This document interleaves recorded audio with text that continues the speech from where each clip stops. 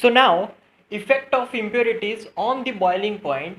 So it's, for example, if we are having water as a fluid and we want to boil this water, this fluid.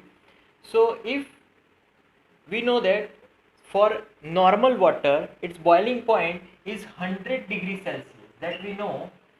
But if whenever we add some salt to this water, the boiling point now will be greater than this 100 degrees Celsius.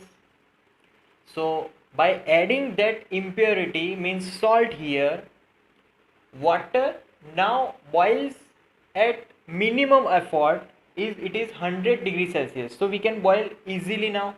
Before that we are having 100 degrees Celsius, right? So why this happens? Because of when we add some impurity, add some salt, that's why. So there is a second example of for this.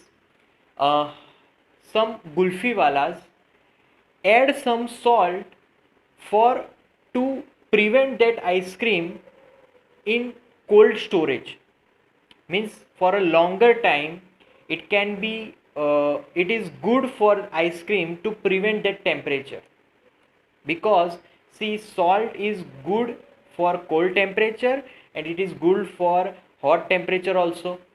So cold prevents hot temperature, very good hot temperature, and it prevents cold temperature is at very good cold temperature.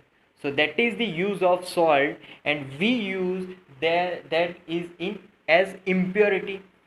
So it behaves both the side, like for cold temperature and hot temperature, right? So that is the effect of impurities on boiling point.